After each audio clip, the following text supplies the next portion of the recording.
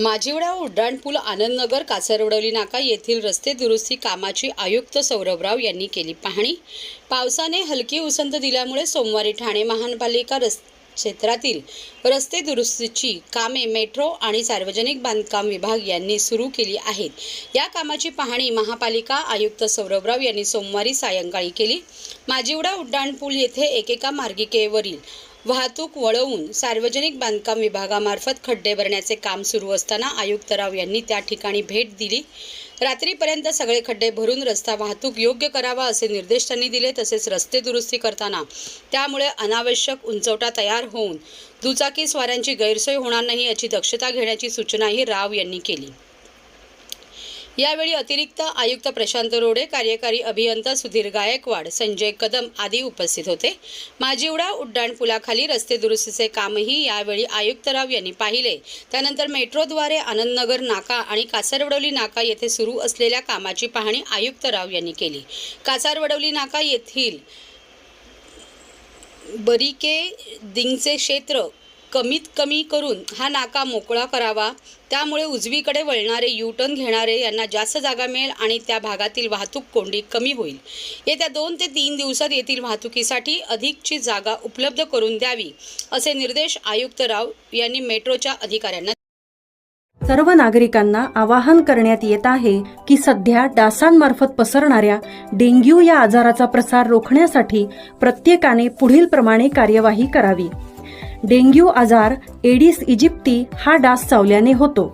या डासांची पैदास साचलेल्या किंवा साचवलेल्या स्वच्छ पाण्यामध्ये होते। 8 दिवसांपेक्षा जास्त दिवस पाणी उघडे व साचून राहिल्यास त्यात डास अंडी घालतात। अंड्यांच्या अळ्या तयार होऊन पुढे डास तयार होतात। यासाठी आपल्या घरातील पाणी साठे उदाहरणार्थ बॅरल्स, पिंपे, टाक्या, हौद, रांजणे इत्यादी दर आठवड्याला रिकामे करून घासून पुसून कोरडे करून पुन्हा भरावे। 1 दिवस कोरडा दिवस म्हणून पाळावा। पाणी साठ्यांना घट्ट झाकणे बसवावीत किंवा जुनी साडी, चादर, धोतर यांनी बांधून झाकून ठेवावीत, म्हणजे डास त्यात जाऊन अंडी घालणार नाहीत। घराच्या गच्चीवर, आजूबाजूला, अंगणात कोठेही पाणी साचू देऊ नये। भंगार सामान उघड्यावर टाकू नये, उदाहरणार्थ टायर्स, प्लास्टिक सामान, कुंड्या, टाकाऊ वस्तू इत्यादी। अशा सामानात पावसाचे पाणी साठून त्यात डेंग्यूच्या डासांची पैदास होते। घरातील कूलर्स, फ्रीजच्या पाठीमागील ट्रे हे देखील वेळोवेळी कोरडे करावेत। लक्षात ठेवा, नुसत्या फवारणीने डास घनता कमी होत नाही, तर त्यासाठी डास पैदास ठिकाणे नष्ट करणे ही आपल्या सर्वांची जबाबदारी आहे। कोणताही ताप अंगावर न काढता जवळच्या शासकीय रुग्णालयात मोफत औषधोपचार घ्या। अशा प्रकारे नागरिकांनी सहकार्य केल्यास डेंग्यूचा प्रसार रोखणे सहज शक्य आहे। कशाला गाता विकासाचे गाणे, खड्ड्यात गेले सगळेच ठाणे। ठाण्यात विविध रस्त्यांवर पडलेल्या खड्ड्यांचे प्रसिद्ध झाल्यानंतर सोमवारी ठाणे शहर मनसेच्या वतीने घोडबंदर भागातील रस्त्यांवरील खड्डे प्रश्नी तीव्र आंदोलन केले। यावेळी कशाला गाता विकासाचे गाणे, खड्ड्यात गेले सगळेच ठाणे। महापालिका आयुक्त हाय हाय अशा स्वरूपाच्या घोषणा देत प्रशासनाचे डोळे उघडण्याचा प्रयत्न मनसेने केला। माजिवडा, कापूरबावडी, मुंबई नाशिक महामार्ग असेल किंवा घोडबंदरचा रस्ता असेल, या सर्वच रस्त्यांवर खड्डेच खड्डे आहेत। घोडबंदर मार्गावर सध्या मेट्रोचे काम सुरू आहे। येथील रस्त्यांचे कॉन्क्रीटचे काम ऐन पावसाळ्यात सुरू झाले आहे। 3 दिवसांपूर्वी घोडबंदर रस्त्यांची महापालिका आयुक्त सौरभराव यांनी संबंधित प्राधिकरणाच्या अधिकाऱ्यांबरोबर पाहणी केली होती। त्यानंतर तात्काळ रस्त्यांना पडलेले खड्डे बुजवण्याचे आदेशही दिले गेले होते। रस्त्यांना पडलेल्या खड्ड्यासंदर्भात त्यानंतर पावसाची उघडीप मिळाल्यावर खड्डे दुरुस्तीची मोहीम हाती घेतली जाईल असे आश्वासन संबंधित प्राधिकरणाने दिले होते। खड्ड्याविरोधात मनसे आता रस्त्यावर उतरली आहे. वेदांत हॉस्पिटल समोरील रस्त्यावर मनसे शहर प्रमुख रवींद्र मोरे यांनी समर्थकांसह सोमवारी आंदोलन केले. यावेळी खड्ड्यात बसून पदाधिकाऱ्यांनी प्रशासनाविरोधात घोषणाबाजी केली. मनसे शहर प्रमुख रवींद्र मोरे यांनी कार्यकर्त्यांसह सोमवारी सायंकाळी वेदांत हॉस्पिटल समोरील रस्त्यावर आंदोलन केले. यावेळी कार्यकर्ते याच खड्ड्यात बसले होते. यावेळी पदाधिकाऱ्यांनी कशाला गाता विकासाचे गाणे, खड्ड्यात गेले सगळेच ठाणे, महापालिका आयुक्त हाय हाय अशा घोषणाबाजी देत आंदोलन केले. घोडबंदर भागात रस्त्यांना खड्डे पडले असताना आयुक्त एसीत बसले आहेत. याच खड्ड्यांमुळे अपघातांचे प्रमाण वाढले आहे. दुचाकी चालक गंभीर जखमी होत आहे. याला जबाबदार कोण? यावर उपाय करण्यात यावेत, अन्यथा मनसे स्टाईलने आणखीन तीव्र आंदोलन केले जाईल असा इशारा मोरे यांनी दिला आहे. ठाण्याची ओळख आहे की तलावांचं शहर, ते आता पुसून टाकायचं आहे. संपूर्ण ठाण्यात खड्ड्यांचं शहर म्हणून अशा बॅनर आम्ही लावणार आहे. कारण टीएमसीला काय पडलेलं नाही. तिथे लोकांचे जीव चालले. 2-2 दिवसापूर्वी 2 माईल एक वारला, तिथे जीव गेला. आताही तुम्ही थोडा उभे राहा, इथे किती लोक पडतात बघा. जे लोकांनी पडू दे, ऍक्सिडेंट होऊ दे, त्यांचा पाय तुटू दे, मरू दे, ह्यांना काय पडलेलं नाही. हे मस्त एसीत बसणार. काय सांगाल, मुख्यमंत्री या रस्त्यासाठी निधी दिली आहे? तेच मला समजलं. सन्माननीय मुख्यमंत्री साहेबांनी या रस्त्यासाठी म्हणजे खड्ड्यांसाठी निधी दिलाय. मग त्या निधीचा वापर काय होत नाहीये. पूर्ण तुम्ही घोडबंदर ठाण्यात कुठे जा, खड्डेच खड्डे आहेत. तुम्ही ते सकाळी बघितलं 20 मिनिटाचा प्रवास असतो, त्याला 2-2-2.5 तास लागतात. हे रोज इथल्या नागरिकांना त्रास घ्यावा लागतो. का त्रास घ्यायचा नागरिकांनी? तुमचे टॅक्स वगैरे वेळेवर भरतात ना. तुमचे टॅक्स भरत नाहीयेत का? इथून तर 100% टॅक्स जातो. इथे एखादी प्रेग्नंट बाई इथून गेली, काय तिला किती वेदना होतील? त्याचं काय तुम्हाला पडलेलं नाही? समोर हॉस्पिटल आहे. इथे येणारी बाई मला वाटतं रिक्षात असते. मुलाचं काय बोलते ईश्वराला माहिती. पण का तुम्ही लोकांच्या जीवाशी खेळताय? टीएमसीचे अधिकारी कधी जागे होणार? त्यांना जाग यावी म्हणून आम्ही हे आंदोलन केलंय. पुढचं आंदोलन हा सगळा कचरा उचलणार आणि नगरपालिकेत नेऊन टाकणार. साहेब, काही दिवसापूर्वी गायमुखचा रस्ता बनवला, तो रस्ता बनवलेला पण सगळा रस्ता वाहून गेलाय. कुठल्या दर्जाचं काम केलं? त्या कॉन्ट्रॅक्टरवर पहिले हे करा, ब्लॅकलिस्टेड करा, त्याच्यावर गुन्हे दाखल करा. हे गुन्हे दाखल करतील का? नाही करणार. यांचे सगळ्यांचे लागेबांधे आहेत. आम्ही त्याचं एक लेटर देणार आयुक्तांना. आम्हालाही बघायचं आयुक्त काय त्याच्यावर कारवाई करतात ते.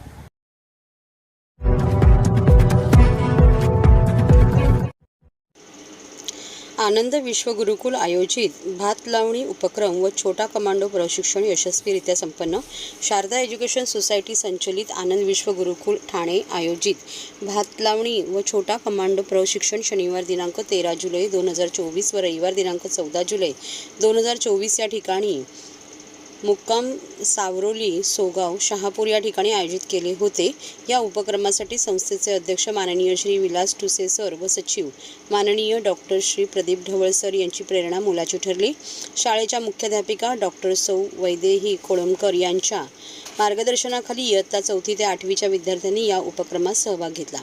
यावेळी शाळेच्या समन्वयिका सौ स्वराली माने, व्यक्तिमत्व विकास विभागाच्या समन्वयिका सौ मयुरा गुप्ते मॅडम, शिक्षक, आर्मी विंग्स संस्थेचे प्रशिक्षक व शिक्षकेतर कर्मचारी उपस्थित होते. उपक्रमाच्या पहिल्या दिवशी मुलांनी प्रत्यक्ष शेतावर जाऊन भात लावणी करण्याचा अनुभव घेतला. रिमझिम पावसात भिजण्याचा, नदी, छोटे मोठे ओढे, सर्वदूर पसरलेली हिरवळ पाहण्याचाही आनंद घेतला. तसेच एकत्रितपणे स्वयंपाक बनवण्याचा अनुभव घेतला.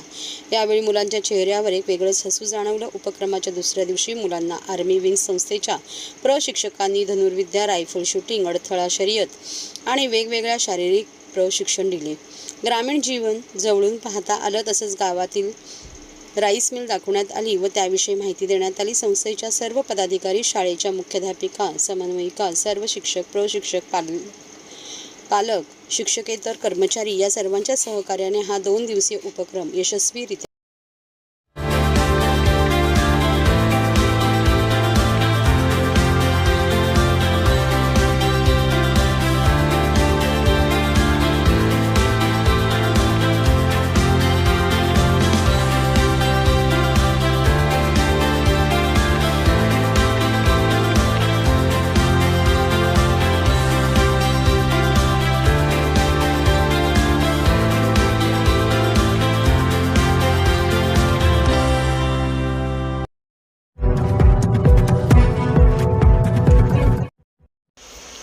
अखेर रेती बंदर चौपाटीचे स्वप्न पूर्ण होण्याच्या मार्गावर डॉक्टर जितेंद्र आव्हाड यांनी केली कामाची पाहणी.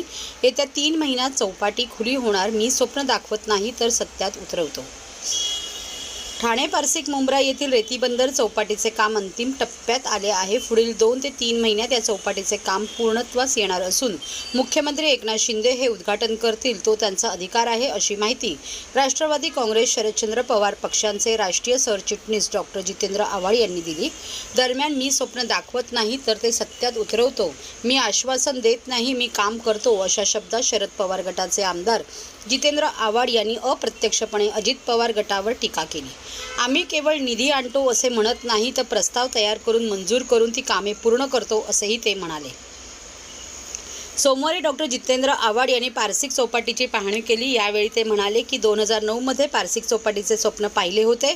आज ते सत्यात उतरवले आहे. येत्या काही दिवसात मुख्यमंत्री एकनाथ शिंदे यांच्या हस्ते या चौपाटीचे उद्घाटन होईल, असे सांगतानाच मी कोणत्याही कामाचे क्रेडिट घेत नाही, माझे काम बोलते. सन 2009 साली आपण या भागात चौपाटी उभारण्याचे स्वप्न पाहिले होते. हे स्वप्न पूर्ण करताना अनेक अडचणी आल्या होत्या. तत्कालीन जिल्हाधिकारी डॉक्टर अश्विनी जोशी यांनी ही चौपाटी उभी करण्यासाठी येथील अतिक्रमण हटवली होती. त्यामुळे येथील भूमाफियांनी 25 कोटी खर्च करून डॉक्टर अश्विनी जोशी यांची बदली केली. त्यानंतर ठाणे महानगरपालिकेच्या आयुक्तपदी आलेल्या संजीव जयस्वाल यांना घेऊन आपण 2 दौरे केले आणि चौपाटीचे काम मार्गी लावले. रेती बंदर खाडी किनारी 4 किमी लांबीच्या 42 एकर जागेवर सिंगापूर आणि साबरमतीच्या धर्तीवर चौपाटी उभारण्यात येत आहे. खाडीवर चालण्यासाठी देशातील पहिला तरंगता मार्ग, theme park, amphi theatre, boating, क्रीडा व मनोरंजनाची अद्ययावत साधने यासह जवळपास 18 अत्याधुनिक सुविधा रेती बंदर चौपाटीवर उभ्या केल्या जात आहेत, असे डॉक्टर जितेंद्र आव्हाड यांनी सांगितले. माझ्या मतदारसंघासाठी यापूर्वी कधीही निधीची कमतरता भासत नव्हती. आपण प्रस्ताव मांडला की एकनाथ शिंदे हे लगेच निधी देत होते. सन 2017 ते 2021 दरम्यान एकनाथ शिंदे हे ठाण्याचे पालकमंत्री होते. त्यांच्या कार्यकाळात त्यांनी कधीही आपला विकास निधी थांबवला नाही. पूर्वी ठाण्यात निधीचे राजकारण कधीच झाले नव्हते. ते आता सुरू झाले आहेत. तेव्हाचे ते एकनाथ शिंदे होते, मात्र आता त्यावर आपणाला काही बोलायचे नाही. मोठ्या प्रमाणात निधी आणून आपण कळवा मुंब्राचा विकास केला. हा विकास करत असताना कधीही स्वप्ने दाखवली नाही, ती सत्यात उतरवण्याचे काम केले. केवळ आश्वासन देण्याचे, निधी आणल्याचे बोलले नसल्याचे डॉक्टर जितेंद्र आव्हाड म्हणाले. प्रश्न आहेत मुंबईवाल्यांचे विचार. चला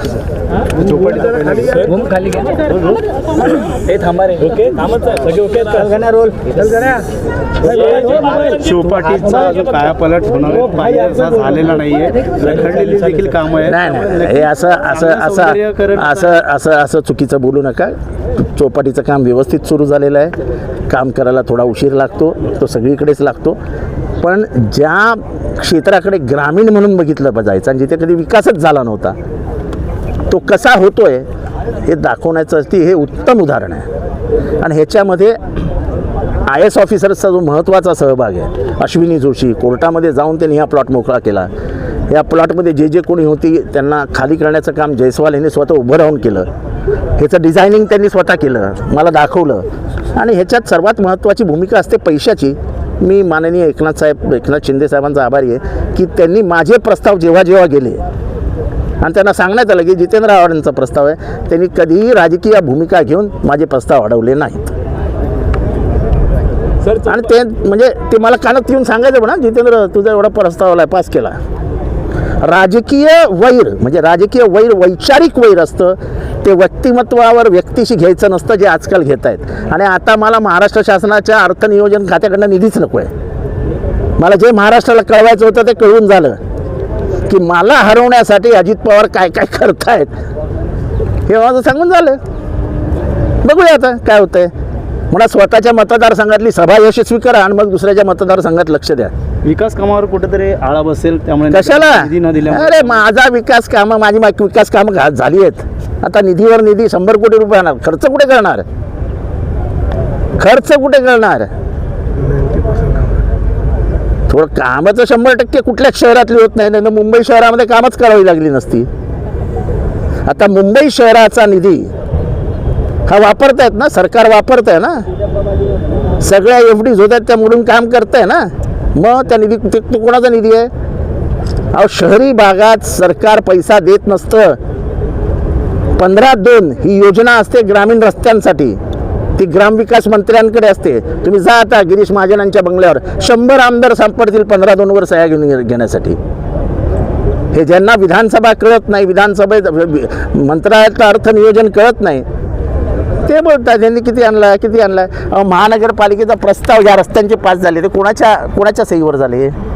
जितेंद्र आव्हाडांनी मागणी केल्याप्रमाणे आणि प्रस्ताव तसा गेलाय महापालिकेत.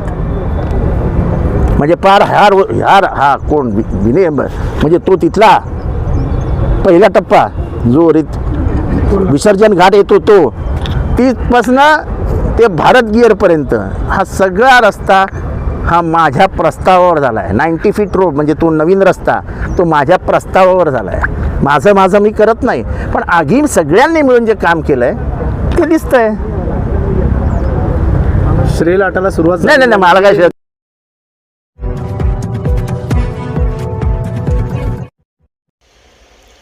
कामगाराच्या आरोग्याशी खेळ खेळणाऱ्या 2 ठेकेदारांना काळ्या यादीत टाकावे. श्रमजीवी कामगार रयत संघटना. Metro Waste Handling Private Limited या ठेकेदाराकडे कार्यरत असलेल्या सुमारे 55 कामगारांना कामावरून कमी करण्याच्या बेकायदेशीर कारवाईच्या निषेधार्थ कामगारांनी आज ठाणे महानगरपालिकेच्या कार्यालयासमोर धरणे आंदोलन केले. यामध्ये जानेवारी 2020 पासून वार्षिक रजेचा पगार न देणे, फायलेरिया विभागातील कामगारांना 2 महिन्यांपासून पगार न देणे याबद्दल वारंवार पत्रव्यवहार पाठपुरवठा करून सुद्धा न्याय मिळत नसल्यामुळे नाईलाजास्तव हे धरणे श्रमजीवी कामगार रयत संघटनेच्या नेतृत्वाखाली हे आंदोलन छेडण्यात आले. कामगारांच्या व नागरिकांच्या आरोग्याशी खेळ मांडणाऱ्या नियमबाह्य ठेकेदार Metro Waste Handling Private Limited आणि अरेरावी करणारे बालाजी ट्रान्सपोर्ट या दोन्ही ठेकेदारांना काळ्या यादीत टाकावे आणि त्यांची पाठराखण करणाऱ्या अधिकाऱ्यांवर योग्य ती कारवाई करावी, यासाठी हे आंदोलन छेडण्यात आले आहे. मी शिपी तलाव येथे नगरपालिका नियुक्त मेट्रो प्रायव्हेट लिमिटेड येथे कार्यरत आहे. माझे नाव तज्ञापासून मे 3रा महिना चालू आहे. पगार नाही चालू झाला, म्हणजे 2 महिन्याचा पगार नाही. वार्षिक रजेचा पगार दिला जातो. ठेकेदार हा सांगतोय की मला काम रेट मध्ये परवडत नाही, माझं नुकसान होत नाही, म्हणजे स्वतःचं नुकसान होतं. या कारणास्तव तो 60 कामगारांना 60 कुटुंबांना रस्त्यावर आणायला तयार आहे आणि त्याचं काम जो सुरू आहे त्याचं काम सुरूच आहे. फक्त त्यांनी तो कॉन्ट्रॅक्ट बेसवर कमिशन बेसवर दुसऱ्याला चालवायला दिलेलं आहे. जसं की महापालिका सांगते की ज्यांनी टेंडर घेतलेलं आहे तो स्वतःलाच चालवायचा आहे आणि असं असताना सुद्धा नियमबाह्य पद्धतीने त्यांनी सब कॉन्ट्रॅक्ट ठेवलेलं आहे आणि ही गोष्ट सर्व अधिकाऱ्यांना माहीत असून सुद्धा ही कामं आजपर्यंत चालू आहेत. आम्हाला त्या गोष्टीबद्दल आक्षेप नाही आहे, पण जर तुम्ही आमच्या कुटुंबावर जर रस्त्यावर आणणार असाल तर मग आम्ही त्या मुद्द्याला हात घालणार. सब कॉन्ट्रॅक्टर तुम्ही कोणत्या बेसवर नेमलाय? नेमू शकत नसताना सुद्धा नेमलाय. हा, आणि या बेसवर तो मला त्याच्याकडे वाहनं नाही आहेत, त्याच्याकडे वाहनं नाहीत, स्वतःची वाहनं आहेत ते टायगरला, आणि हा बेसवर कॉन्ट्रॅक्ट बेसवर खासगी वाहनं भाड्याने बोलवतोय. याला 3-4 हजारात वाहनं मिळतात बाहेरून, मग त्याला स्वतःला 3-4 हजारात वाहनं मिळत असेल म्हणून आम्ही आमच्या पोटावर लाथ मारणार का तुम्ही? हे आम्ही कदापि सहन करणार नाही. जो कोणी ठेकेदार आहे त्याचा आणि महापालिकेचे काही अधिकारी आहेत त्याचं कुठेतरी साठलोक असल्याचं दुसरं प्रथमदर्शनी तेच दिसतंय. कारण आमची बाजू घेणारा फक्त आम्हीच आहेत आणि आमची श्रमजीवी संघटना आहे. दुसरा आमचं कुणी इथं बाजू घेणारा नाहीये. यावरून तर हेच प्रश्न जसा तुम्ही प्रश्न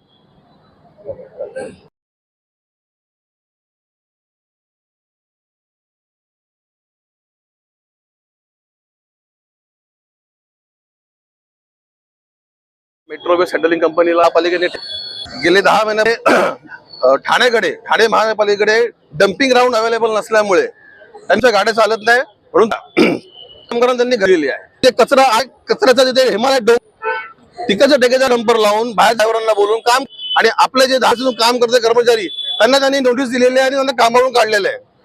या संदर्भात आम्ही गेल्या लास्ट टाइम पण तुम्ही ओपन आंदोलन केलं होतं, आम्हाला शब्द दिला होता आयुक्त साहेबांनी त्यात मार्ग काढू, जवळजवळ त्या गोष्टी दिवस होऊन गेले.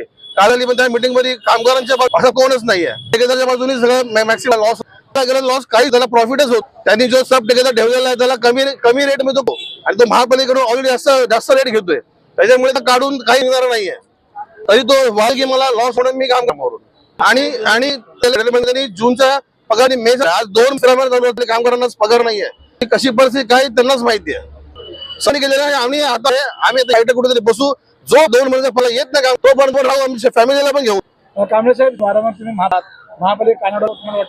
आम्ही मागणी करत नाहीये, आम्ही आहे जो पगार कामगारांनी केलेला आहे तो 8 ठेकेदाराचा 5 वर्ष झाले नाहीये. जर त्याला नसेल त्याला तर त्यांनी काम ते सोडून द्या, ठेकेदार बनणार आहे मध्ये, बरोबर ना. 850 रुपये रेट घेऊन काम करतोय, तर काही आहेत ना कमी काम करून घेणारे आहेत. आज सब ठेकेदारचे बालक सगळंच काम करतोय, त्यांच्यावर काम करतात ना. मग देतो सांगतो की 10 महिने आम्ही फुकट पगार दिला, असं कसं फुकट पगार दिला? पण इकडून जो कचरा तिथे वाहतूक झालेली आहे डम्पिंग ग्राउंडला, हवेच झाली का?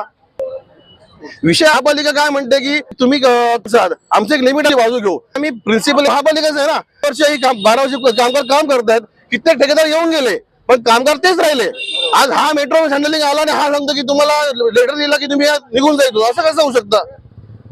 तो सांगतो तुम्हाला मी डेपोला काम देतो, इकडे काम देतो, तिकडे काम देतो, पण डेपोचं काम ते विषय नाही ना. आम्ही आज घनकचऱ्यामध्ये गेले 15 वर्ष काम करतो. आज कामगारांना कुठेतरी एक अपेक्षा आहे की बाबा आज आम्हाला कुठे कुठे आम्हाला समान काम मिळू शकतं की परवतो. महापालिका ठेकेदार कुठला, पण आम्ही काम करणार महापालिकेच्या अंडरच काम करणार.